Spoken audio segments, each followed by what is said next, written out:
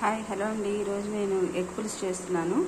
Egg పులుసు చేయడానికి కావాల్సినవి ఎగ్స్ని బాయిల్ చేసుకొని ఒక బాండీ పెట్టుకొని ఆయిల్ వేసుకొని ఇలా ఫ్రై చేసుకోవాలి.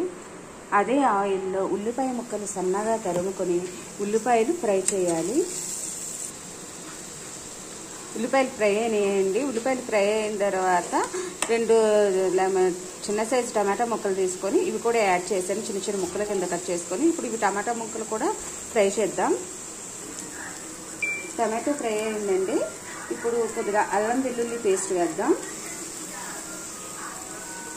అల్లం వెల్లుల్లి పేస్ట్ కూడా ఫ్రై చేద్దాం.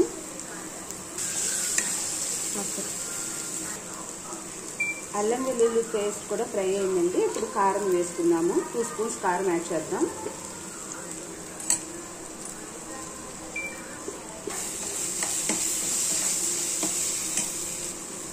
ధనియాల పొడి వేద్దాం.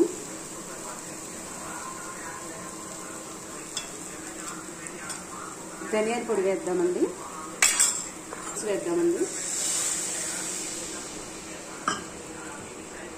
చింతపండు పులుసు వేద్దాం ఫ్రెండ్స్.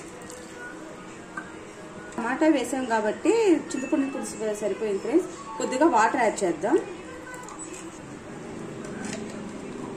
కొంచెం సాల్ట్ యాడ్ చేద్దాం. ఫస్ట్లో ఉల్లిపాయలు ఫ్రై అయ్యేటప్పుడు వేసాం కదండి. కొద్దిగా 1 స్పూన్ ఇంకొక స్పూన్ యాడ్ చేద్దాం.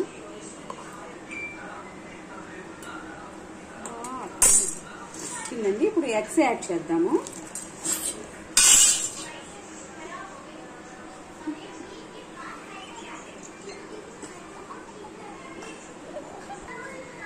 ఎగ్స్ యాడ్ చేశానండి.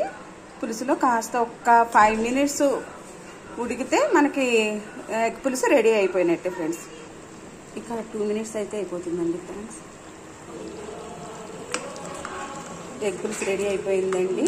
దీన్ని మనం రైస్లోకి చపాతీలోకి సర్వ్ చేసుకుంటే చాలా బాగుంటుందండి. Okay, thank you.